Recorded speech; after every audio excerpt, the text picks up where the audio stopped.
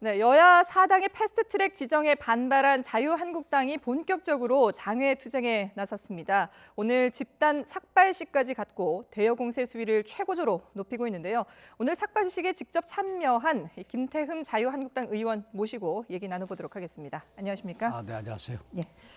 자, 먼저 일단 오늘 삭발식을 집단적으로 감행을 하셨는데 박대출 의원이 먼저 삭발을 하고 이후에 이제 오늘 또 추가로 삭발을 한 거 아니겠습니까? 글쎄요, 뭐 삭발을 결심하기까지 상당히 고민이 많았을 것으로 생각이 되는데 오늘 삭발 어떤 의미가 있는 건가요? 그 여야가 국회에서 대치하는 그런 속에서 네. 우리가 만약에 저쪽이 강행을 처리한다면은 우리 전 의원들이 삭발을 하면서라도 뭔가 투쟁을 해야 된다 하는 네. 얘기들이 나왔었는데 우리 그 박대출 의원이 먼저 하고 네. 난 다음에 다른 의원들이 우리도 함께 하면서 이 투쟁해야 되는 거 아니냐 이런 얘기들이 나왔기 때문에 오늘 결행을 한 겁니다. 예, 그러니까 투쟁의 강도를 높이는 차원에서 삭발식까지 감행을 했다라고 보면 될 것 같은데. 두 가지죠. 첫째는 우리는 그 4월 27일 날입니까? 이 패스트트랙으로 선거법과 이 3법이 통과시키는 네. 이런 부분들은 민주당이 의회민주주의를 파괴하는 거고 또 이러한 상황이라면은 네. 민주주의는 죽어간다. 그렇기 때문에 우리는 국민 속으로 나아가서 싸울 수밖에 없다 하는 그런 이미 결정을 했고 그런 결정 과정 속에서 우리 삭발은 어떻게 되면은 장외 투쟁이라든가 우리 투쟁에 네. 뭐 불쏘시개라고 그럴까요? 예. 마중물이라고 그럴까? 네. 예.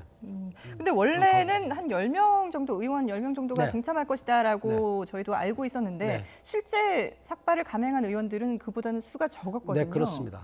그거는 또 어떻게 해석을 해야 될까요? 원래 11명 정도가 그 삭발을 먼저 하기로 했는데 네. 오늘 그 당 지도부 오늘 행사도 있고 그래서 예. 지도부에 포함된 분들 이런 여러 가지 문제들이 있었어요. 그래서 1차, 2차로 나눠서 앞으로 릴레이 형식으로 하자 해서 우리가 우선 먼저 한 겁니다. 아, 그럼 오늘이 끝이 아니고 이후에도 또 추가로 네, 삭발식이 있을 것이다. 네, 그렇습니다. 예, 그렇군요. 근데 앞서서 이 패스트트랙을 통과시킨 것이 민주주의를 파괴한 것이다라고 말씀을 하셨는데, 네, 근데 그렇습니다. 이 패스트트랙이라는 제도 자체가 사실 법안을 통과시키는 게 아니라 대화를 하자고 그 장을 만드는 거 아니겠습니까? 아닙니다. 패스트트랙의 이 제도가 문제가 아니고 네. 이 제도를 악용한 것이 문제죠. 그러니까 패스트트랙을 원래 도입할 때에는 네. 여야가 이견이 있어서 이 장기 필요하는 그런 민생 법안들을 신속 처리를 하자라는 취지의 선거예요. 예, 실제로 새누리당이 주도해서 만든 그렇습니다. 거잖아요. 예. 그러니까 누가 어느 당이 만드는 게 문제가 아니고 네네. 가끔 좀 고얀 이 언론들이 너네들이 만드는 거 아니냐 이런 식으로 뭐라고 하던데 네. 아까 얘기한 제도가 문제가 아니고요. 네. 쉽게 얘기해서 패스트트랙이라는 이 부분은 음식을 만드는 데 있어서의 식칼을 줬는데 그 식칼을 지금 흉기로 쓴 게 문제인 거죠. 쉽게 얘기해서 선거법 같은 경우는 예. 준헌법적인 가치가 있는 거예요. 왜냐하면 선거제도가 어떠냐에 따라서 그 권력 구조가 바뀌는 거기 때문에요. 예. 그렇기 때문에 이런 부분들은 패스트트랙의 실질적인 대상이 아닌 거죠. 예? 그리고 또 이 과정 속에서 절차도 불법적으로 했고 네. 사부인 관계라든가 이런 거 불법적으로 했고 또 하나는 이 안에 야합이 있지 않습니까? 쉽게 얘기해서 민주당은 공수처법이라든가 예. 이런 부분들을 통과시키기 위한 그런 자기들의 입장. 그 다음에 이 군수 정당들은 자기들 의석수를 늘리는 연동형 비례대표제 이 선거법 이 부분이 맞아떨어져서 절차를 무시하고 법을 무시하고 예. 진행했다라는 거죠. 그렇기 때문에 이건 문제인 거지. 패스트트랙이라는 이 제도가 이제 문제가 아니라 이걸 악용한 것이 문제 아니겠습니까? 예. 앞서 이제 뭐 흉기로 사용했다라고 하는 좀 과격한 표현을 사용하셔서 그 부분은 이제 좀 시청자 여러분들 양해를 부탁드리고. 맞습니다. 예. 근데 이제 그거는 그거 자유한국당 과학한 표현이 아닙니다. 예, 자유한국당의 이제 표현이니까 네, 그렇다고 하고요. 근데 지금 그냥 일반 국민들이 보기에는 그렇다면 이게 동물국회라는 오명까지 들을 정도로 이렇게 좀 집단 난투극까지 벌어지는 그런 상황이 가기 전에 여야가 좀 서로 모여서 해법을 찾았더라면 어땠을까라는 아쉬움은 남거든요. 그런 부분들은 국민들이 뭐 생각을 하실 수 있겠죠. 예. 할 수 있는데 그리고 연동형 비례대표제라든가 이런 부분에 대해서 이 국회의원들도 어떻게 하는지 정확히 모를 정도로 복잡한 그런 선거구제예요. 그렇기 네. 때문에 심상정 국민이 알 필요도 없다고 했지 않습니까? 그렇기 때문에 국민들은 지금 볼 때에는 그렇게 비판하시는 분들은 여당이 하는데 조금 야당이 조금 들어주지 그리고 또 왜 싸우냐 예. 또 합의지 하지 이러거든요. 그 실질적으로 내용을 들어가 보면은 우리나라 이건 개혁 입법도 아니고 우리나라에 맞지 않는 선거구제도예요. 지금 대통령제에서 그런 연동 비례대표제 하는 데가 어디가 있습니까? 우리보다 더 민주주의가 선진국인 나라도. 그리고 내각제 하에서도 이건 그 제도를 도입해서 쓰는 데가 독일밖에 없어요. 예. 뉴질랜드. 근데 왜 독일은 왜 쓰냐? 나치 정당 제1당 일당한테 많은 시달림을 받았고 어려움이 있었기 때문에 이 권력을 분점하는 게 하기 위해서 한 거예요. 근데 그 권력 분점이라는 건 내각제에서나 필요한 거예요. 네. 지금 우리나라처럼 오로하나싱인 이런 대통령제에서는 필요 없는 거예요. 쉽게 얘기해서 이 토양에서도 배추가 잘 되는 그 토양이 있고 무가 잘 되는 토양이 있는데 그렇지 않습니까? 네.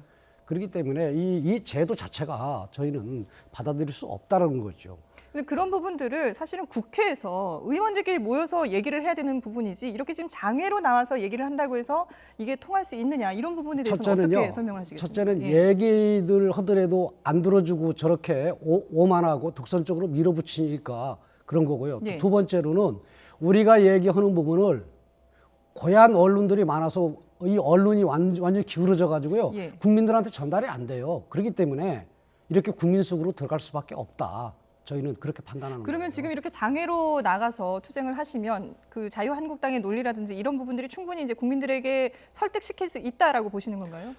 그나마 예. 언론이 한쪽으로 치우쳐서 한쪽 얘기를 그 국민한테 전달하니까 네. 국민 속으로 들어가서 할 수밖에 없는 그 심정을 좀 이해를 한번 해보세요. 예. 우리 언론이 뭐 한쪽으로 일방적으로 주장을 하고 있다, 보도를 하고 있다라고 말씀하시지만 저희도 일단은 좀 객관적으로 보도를 해드리려고 노력을 하고 있고, 글쎄요, 뭐 자유한국당 입장에서는 좀 서운할 수도 있겠습니다만은 그리고 오늘 제 질문 역시 일방적으로 좀 공격하는 그런 질문으로 느껴지실 수 있지만 어쨌든 혼자 나오셨기 때문에 제가 이제 여당의 입장을 얘기를 해야 된다는 부분을 좀 양해를 해주시고, 네. 근데 지금 이런 논리로 장외 투쟁을 하는 부분을 과연 국민들이 어떻게 바라볼 것인가에 대해서 좀 객관적으로 생각을 해보신다면 어떨까요?